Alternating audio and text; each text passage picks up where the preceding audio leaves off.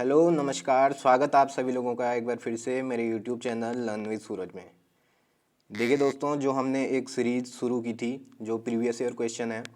पिछली वीडियो में हमने साइंस के कुछ क्वेश्चन डिस्कस करे थे। आज की इस वीडियो में मैं आपके लिए कंप्यूटर के कुछ क्वेश्चन लाया हूँ जो प्रीवियस ईयर क्वेश्चन है, सारे पुराने पेपरों में पूछे गए हैं। तो उन्हीं क्वेश्चन को मैं आपके लिए लाया हूँ, उन्हीं को आज हम डिस्कस करेंगे इस वीडियो में। तो चलिए शुरू करते हैं। ये वीडियो भी बहुत ही इंपॉर्टेंट होगी आपके लिए, क्योंकि मैंने आप जैसे आपको बता दिया है कि सारे प्रीवियस ईयर क्वेश्चन है आपको पेपरों में मिल जाएंगे। जो भी पुराने पेपर हैं उनमें से सारे क्वेश्चन मैंने लिए हैं, तो बहुत ही इंपॉर्टेंट क्वेश्चन आपके लिए साबित होंगे। चलिए शुरू करते हैं आज की वीडियो। पहला क्वेश्चन कह रहा है, निम्न में से कौन सी कंप्यूटर सिस्टम में प्राथमिक मेमोरी है। तो पहला क्वेश्चन, इसका जो राइट आंसर हो जाएगा, इसका राइट आंसर हो जाएगा ऑप्शन सी, रैम। ठीक है, तो रैम के बारे में आपको कुछ चीज़ें पता होनी चाहिए। जैसे रैम की फुल फॉर्म है, तो रैम की फुल फॉर्म होती है रैंडम एक्सेस मेमोरी। रैम की फुल फॉर्म होती है, आपको पता भी होगा, रैंडम एक्सेस मेमोरी। और रैम जो होती है ये एक प्राइमरी मेमोरी होती है। ठीक है, इसके अलावा रैम के बारे में अगर आपको याद रखना है तो ये एक टेम्परेरी मेमोरी होती है। ठीक है, चलिए अगला क्वेश्चन देखते हैं। अगला क्वेश्चन कह रहा है, सीपीयू में कंट्रोल यूनिट का कार्य निम्न में से कौन सा है। तो ये आपको बताना है कि सीपीयू में कंट्रोल यूनिट का कार्य इनमें से कौन सा है। तो इसका जो राइट आंसर हो जाएगा ऑप्शन ए, इसका राइट आंसर हो जाएगा डिकोड प्रोग्राम अनुदेश। ठीक है, सीपीयू के बारे में आपको पता होना चाहिए कि सीपीयू को कंप्यूटर का मस्तिष्क कहा जाता है, यानी कि जो कंप्यूटर का दिमाग कहा जाता है। सीपीयू की फुल फॉर्म की अगर हम बात करें तो सीपीयू की फुल फॉर्म होती है कंट्रोल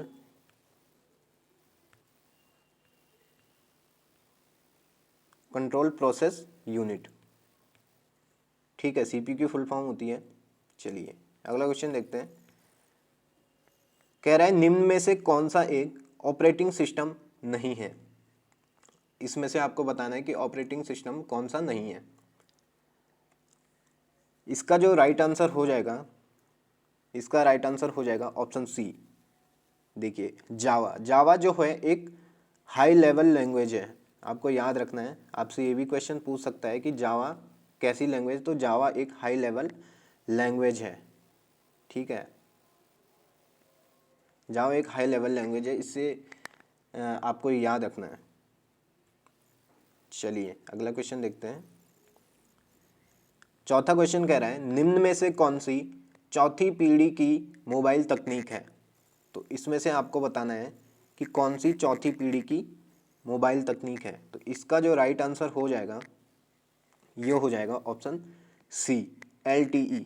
जो LTE है ये चौथी पीढ़ी की मोबाइल तकनीक है। आपने देखा होगा मोबाइल में जो नेटवर्क भी आते हैं, ऊपर आपने देखा होगा लिखा हुआ बोल्टी, तो वो LTE ही वही है। चौथी पीढ़ी की जो मोबाइल तकनीक है वही है वो LTE। ठीक है, चलिए अगला क्वेश्चन देखते हैं।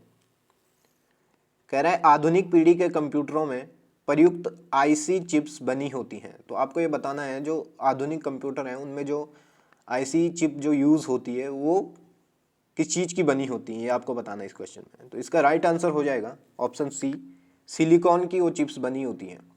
ठीक है,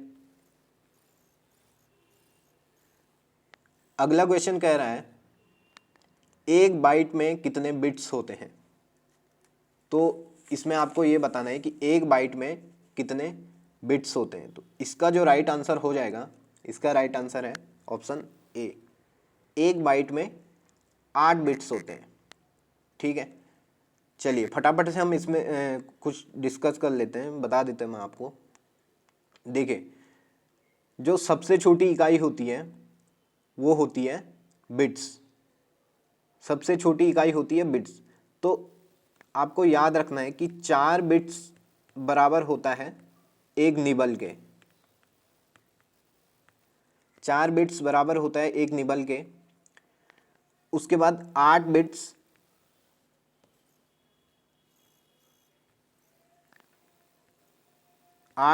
इक्वल होता है एक बाइट के, जो क्वेश्चन में पूछा गया है यही है, 8 बिट्स इक्वल होता है एक बाइट के। उसके बाद 1024 बाइट यानी कि 1024 बाइट जो इक्वल होता है वो 1 किलोबाइट, 1 किलोबाइट यानी कि 1 केबी। फिर उसके बाद आपको पता होगा कि 1024 केबी होता है यानी कि 1 MB, 1 मेगाबाइट। 1024 मेगाबाइट होता है यानी कि 1 GB, 1 गीगाबाइट। 1024 गीगाबाइट होता है यानी कि 1 TB, 1 टेराबाइट। 1024 टेराबाइट होता है यानी कि 1 PB। देखिए अब टेराबाइट तक तो लगभग सभी को पता होगा, इसके आगे भी आपको याद रखना है। तो 1024 TB इक्वल होता है 1 PB। तो PB का जो यहाँ पे मतलब है पेटाबाइट, ठीक है। तो 1024 TB इक्वल 1 पेटाबाइट हो गया। 1024 PB इक्वल 1 EB। अब EB यहाँ पे क्या होता है,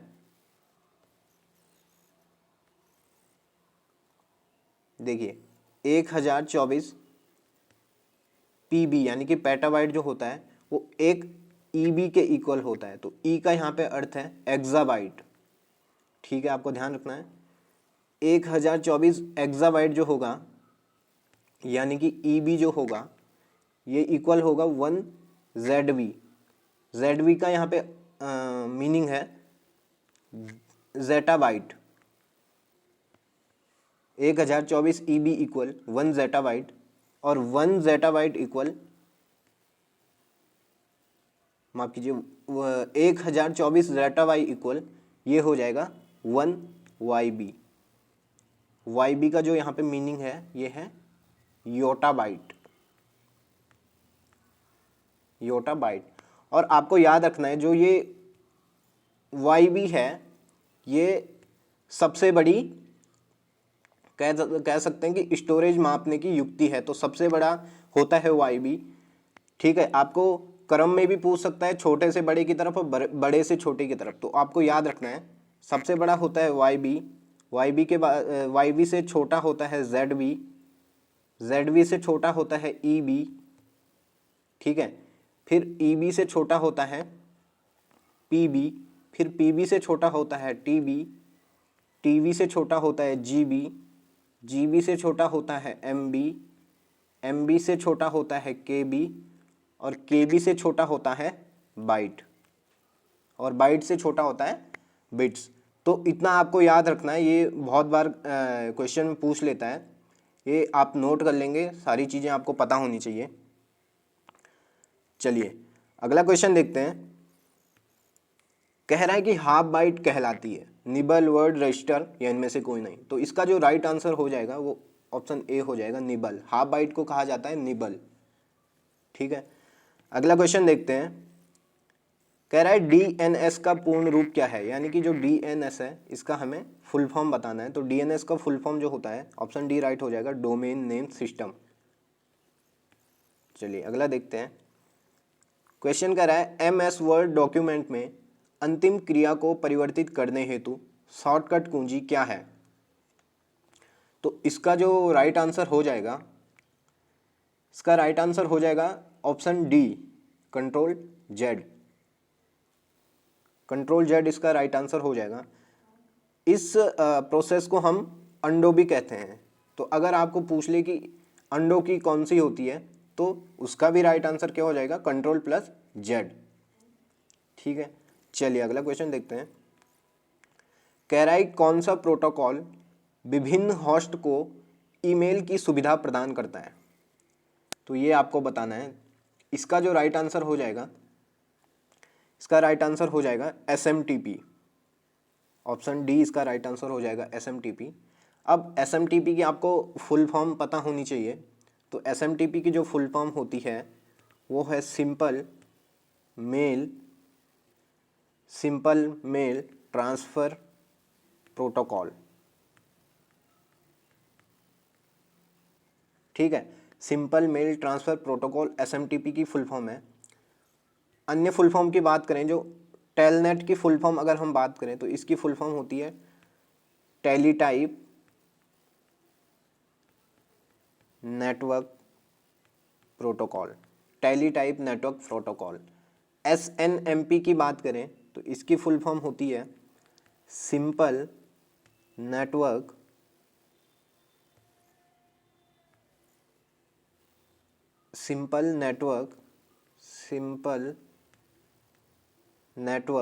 मैनेजमेंट प्रोटोकॉल। आपको याद रखना है, फुल फॉर्म भी आपसे पेपर में पूछी जाती हैं, तो आपको फुल फॉर्म्स भी याद रखनी होंगी। FTP की जो फुल फॉर्म होती है ये होती है फाइल ट्रांसफ़र प्रोटोकॉल। तो ये सारी फुल फॉर्म्स आपको पता होनी चाहिए। चलिए बढ़ते हैं अगले क्वेश्चन की तरफ। क्वेश्चन कह रहा है सॉफ्टवेयर जो आपको वेब पेज देखने की आज्ञा देता है। तो आपको बताना है कि कौन सा सॉफ्टवेयर है जो आपको वेब पेज देखने की आज्ञा देता है। तो चलिए देखते हैं इसको। ये इसके ऑप्शन है MS office, interpreter, web browser और प्रचालन तंत्र। तो इसका जो राइट आंसर हो जाएगा, इसका राइट आंसर हो जाएगा ऑप्शन C, वेब ब्राउज़र। आपको याद रखना है। ठीक है, चलिए अगला देखते हैं। कह रहा है किस अस्थायी भाग में टेक्स्ट व अन्य डाटा को भंडारित कर बाद में किसी स्थान पर चिपकाते हैं। देखिए इसका जो राइट आंसर हो जाएगा ये ऑप्शन C हो जाएगा, क्लिपबोर्ड। अब आपको पता होगा, आप सभी लोग फ़ोन्स चलाते हैं, तो फ़ोन्स में भी जब हम कोई चीज़ कॉपी करते हैं तो वो जो डाटा जाता है वो क्लिपबोर्ड में चला जाता है। ठीक है, बहुत सारे लोगों को पता होगा, जो डाटा जाता है वो क्लिपबोर्ड में चला जाता है, फिर वहाँ से हम पेस्ट करते हैं। तो चलिए इतना आपको याद रखना है। 13वां क्वेश्चन कह रहा है रैम में ऑपरेटिंग सिस्टम को लोड करना कहलाता है। तो इसका जो राइट आंसर हो जाएगा ऑप्शन B हो जाएगा, बूटिंग कहलाता है। रैम में ऑपरेटिंग सिस्टम को लोड करना कहलाता है क्या? बूटिंग। अगला क्वेश्चन है, कह रहा है वॉलेटाइल मेमोरी कौन सी है। वॉलेटाइल मेमोरी कौन सी है? तो इसका जो राइट आंसर हो जाएगा ये हो जाएगा option B, RAM. RAM volatile memory है। बाकी रोम की बात करें तो रोम होती है नॉन वॉलेटाइल मेमोरी। रैम होती है नॉन वॉलेटाइल मेमोरी, आपको याद रखना है। बाकी जो दो अन्य हैं EP रोम और P रोम, ये भी रोम के ही भाग हैं, तो इसलिए ये भी नॉन वॉलेटाइल मेमोरी होगी। रोम के बारे में आपको पता होना चाहिए। रोम की फुल फॉर्म होती है read only memory. Read only memory RAM इसकी रोम की फुल फॉर्म होती है। इसके अलावा आपको पता होना चाहिए रोम जो होती है ये आपकी परमानेंट मेमोरी होती है, फुल फॉर्म मैंने आपको बता दी, और नॉन वॉलेटाइल मेमोरी होती है। इतना आपको रोम से याद रखना है। अगर हम इसकी फुल फॉर्म की बात करें, EP रोम की और P रोम की फुल फॉर्म की बात करें, तो इसका जो राइट आंसर हो जाएगा EP रोम की अगर फुल फॉर्म हम देखें तो दोस्तों जो EP रोम की फुल फॉर्म हो जाएगी, इसकी फुल फॉर्म होती है इरेजेबल। इसकी फुल फॉर्म हो जाएगी इरेजेबल प्रोग्रामेबल,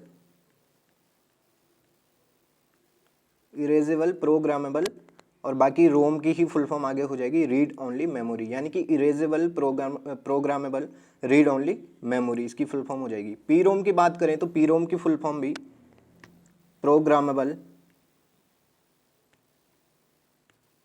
प्रोग्रामेबल और बाकी रोम की ही फुल फॉर्म हो जाएगी रीड ओनली मेमोरी, यानी कि programmable read only memory P रोम की फुल फॉर्म हो जाएगी। चलिए अगला देखते हैं। क्वेश्चन 15 कह रहा है 1 MB के बराबर है, यानी आपको बताना है कि 1 MB जो होता है वो कितने के बराबर होता है। तो अभी मैंने आपको ऊपर भी बताया 1 MB जो होता है, और आपको पता भी होगा, वो 1024 KB के बराबर होता है, यानी कि 1024 किलोबाइट के बराबर होता है। अन्य की बात करें तो जो 1024 बाइट है ये 1 KB के बराबर होता है। 1024 टेराबाइट है, ये 1 PB के बराबर होता है, ठीक है। और 1024 गीगाबाइट है, यानी कि 1024 GB जो है, तो ये 1 TB के बराबर होता है। चलिए अगला क्वेश्चन देखते हैं। एक बाइट निम्न में से किसके समतुल्य है, यानी कि आपको बताना है कि एक बाइट जो है वो किसके बराबर होती है। तो इसका राइट आंसर हो जाएगा, इसका राइट आंसर हो जाएगा ऑप्शन सी, 8 बिट्स के बराबर एक बाइट होती है। अगला क्वेश्चन है, निम्न में से किसका प्रयोग करके वेब पेज को बना सकते हैं। तो इसका जो राइट आंसर हो जाएगा, पता होना चाहिए आपको, इंपॉर्टेंट क्वेश्चन है, इसका राइट आंसर हो जाएगा ऑप्शन डी, HTML, ठीक है। HTML की फुल फॉर्म की बात करें तो hyper text markup language. Important है, बहुत बार पेपर में पूछा जाता है, तो इसलिए इसकी फुल फॉर्म आपको याद रहनी चाहिए, हाइपर टेक्स्ट मार्कअप लैंग्वेज, ठीक है। HTML की फुल फॉर्म हो जाएगी। FTP की फुल फॉर्म की बात करें तो फाइल ट्रांसफ़र प्रोटोकॉल, अभी आपको बताया था, फाइल ट्रांसफ़र प्रोटोकॉल, ठीक है। SMTP की फुल फॉर्म की बात करें तो simple mail transfer protocol, simple mail transfer protocol, आपको याद रखना है। और HTTP की बात करें तो हाइपर टेक्स्ट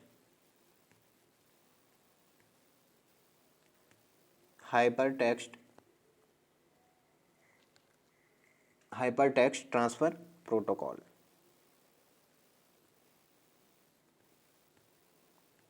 चलिए इतना आपको इस क्वेश्चन से याद रखना है। अगला क्वेश्चन देखते हैं।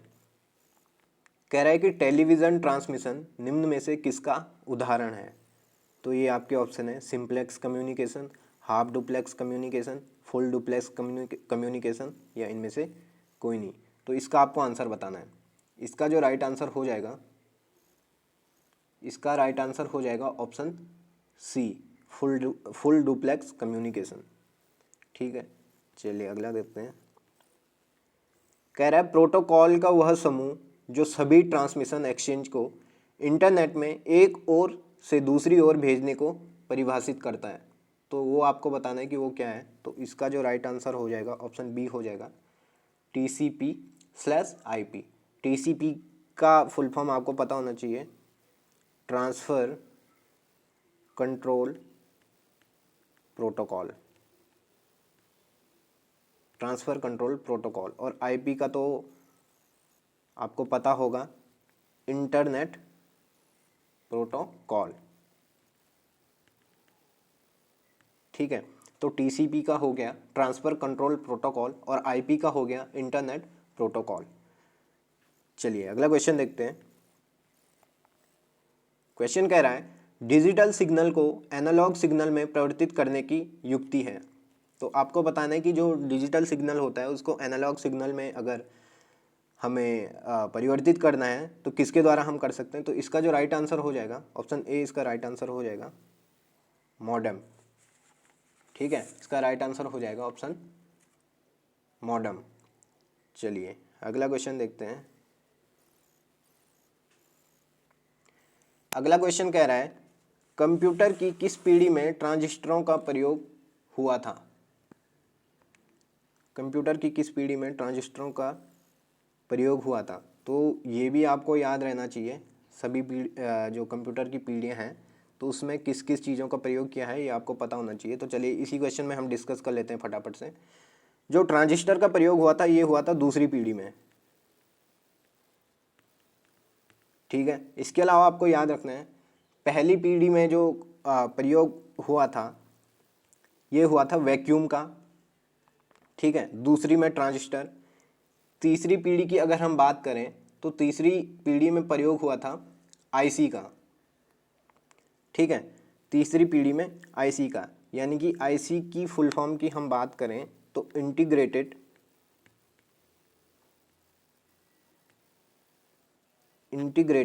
सर्किट।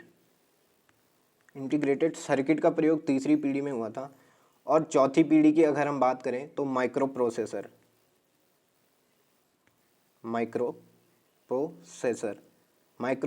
का प्रयोग चौथी पीढ़ी में हुआ था। और पांचवी पीढ़ी में जो प्रयोग हुआ है ये हुआ है एआई का। एआई यानी कि आर्टिफिशियल इंटेलिजेंस, ठीक है, आर्टिफिशियल इंटेलिजेंस। चलिए अगला क्वेश्चन देखते हैं। कह रहा है निम्न में से कौन सा आउटपुट डिवाइस नहीं है। तो आपको बताना है कि निम्न में से कौन सा आउटपुट डिवाइस नहीं है, यानी कि इनमें से कौन सा इनपुट डिवाइस है।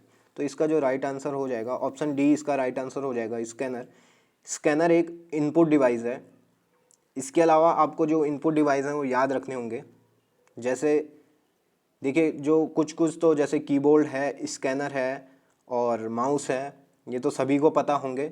इसके अलावा आपको याद रखना होगा एक ट्रैक बॉल होता है, ये भी इनपुट डिवाइस है। एक जॉयस्टिक होता है, ये भी इनपुट डिवाइस है। तो ये भी आपको याद रखना है, ये भी इनपुट डिवाइस है, ठीक है। आउटपुट डिवाइस की बात करें तो प्लॉटर आपका आउटपुट डिवाइस हो गया, प्रिंटर हो गया, मॉनिटर हो गया। इसके अलावा आपको याद रखना है टच स्क्रीन भी आपका आउटपुट डिवाइस है। तो इतना आपको याद रखना है। चलिए अगला देखते हैं। क्वेश्चन कह रहा है एक प्रोग्राम जिसमें अन्य प्रोग्रामों को संक्रमित करने की योग्यता होती है तथा जो अपनी ही प्रतियां स्वयं बनाकर दूसरे प्रोग्रामों में फैला सकता है वह कहलाता है। देखिए क्वेश्चन सिंपल है लेकिन उसने लैंग्वेज टफ बना दी, और बच्चे अगर इतना लंबा क्वेश्चन पढ़ेंगे तो आधे वैसे ही छोड़ देते हैं कि मुझे नहीं आएगा। क्वेश्चन सिंपल है, आपको पूछ रहा है एक प्रोग्राम जिसमें अन्य प्रोग्रामों को संक्रमित करने की योग्यता होती है। तो आपको पता है जो वायरस होता है वो एक प्रोग्राम से दूसरे प्रोग्राम को भी संक्रमित कर सकता है, यानी कि इरप्ट कर सकता है हम कह सकते हैं। तो इसका जो राइट आंसर हो जाएगा ये हो जाएगा वायरस, ठीक है। इसका राइट आंसर वायरस हो जाएगा। चलिए अगला देखते हैं। कह रहा है एक निश्चित पते पर किसी अब्यूज़र द्वारा बार बार एक ही ईमेल संदेश भेजना कहलाता है।